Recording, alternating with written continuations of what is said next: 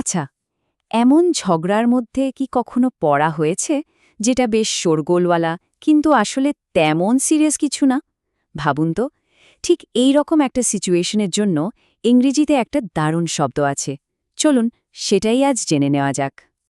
একটু ভাবার চেষ্টা করা যাক।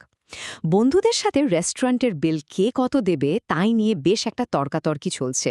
অথবা ধরুন রিমোটটা কার হাতে থাকবে এটা নিয়েও বেশ চেঁচামেচি হচ্ছে। ব্যাপারটা কিন্তু খুব একটা সিরিয়াস না, কিন্তু চেঁচামেচি সে প্রচুর। আমাদের সবার জীবনেই তো কম বেশি এমনটা হয়েই থাকে, তাই না?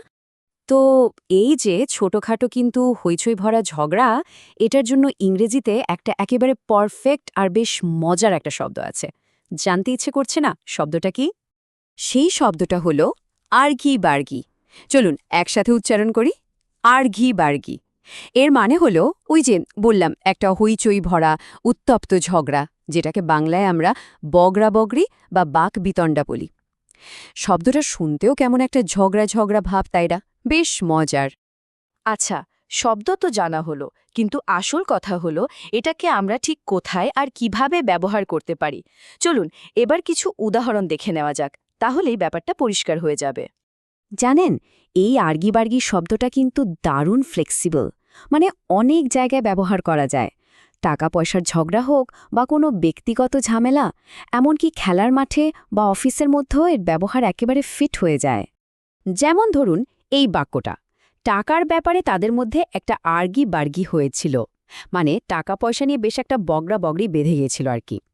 বাক্যটা শোনার সাথে সাথেই কিন্তু সিনারিওটা চোখের সামনে ভেসে ওঠে, তাই না? আবার দেখুন, কেউ হয়তো অধৈর্য হয়ে বলছে, এই বাকবিতণ্ডা বন্ধ করো এবং মন দিয়ে শোনো, মানে এই আর্গি বার্গি থামিয়ে আসল কথায় আসতে বলা হচ্ছে। তার মানে যখন একটা তর্ক একটু বাড়াবাড়ি পর্যায়ে চলে যায়, তখন কিন্তু এই শব্দটা ব্যবহার করে থামানো যায়। আমরা যেখান থেকে এই ব্যাপারটা জানছি সেখানেও দেখুন খুব সুন্দর করে শব্দটার মানে আর চারটে ব্যবহারের উদাহরণ দেয়া আছে। এতে পুরো বিষয়টা বুঝতে কিন্তু বেশ সুবিধা হচ্ছে। চলুন এই শব্দটা যে কত জায়গায় ব্যবহার করা যায় তার আরও দুটো দারুণ উদাহরণ দেখা যাক।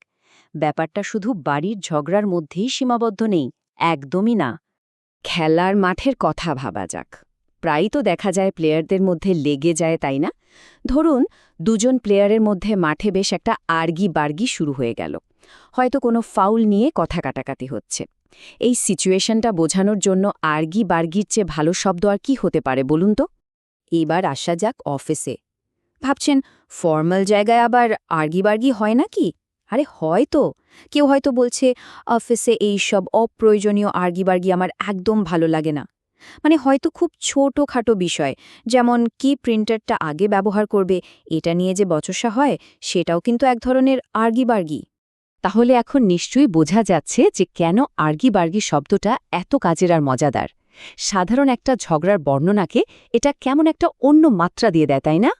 তো মূল কথাটা হলো, যখন দেখবেন ঝগড়াটা খুব একটা সিরিয়াস না কিন্তু হইচই হচ্ছে প্রচুর, তখন একদম চোখ বন্ধ করে ব্যবহার করতে পারেন এই শব্দটা, আর্গি বার্গি। এটা দিয়ে যেমন পরিস্থিতিটা বোঝানো যায়, তেমনি ব্যাপারটাকে একটু হালকাও করা যায়। আশা করি আর্গি বার্গি শব্দটা সবার শব্দভাণ্ডারে একটা নতুন এবং মজার সংযোজন হলো। এখন ভাবার বিষয় হলো, এই শব্দটা প্রথম কোন পরিস্থিতিতে ব্যবহার করা যায় বলুন তো?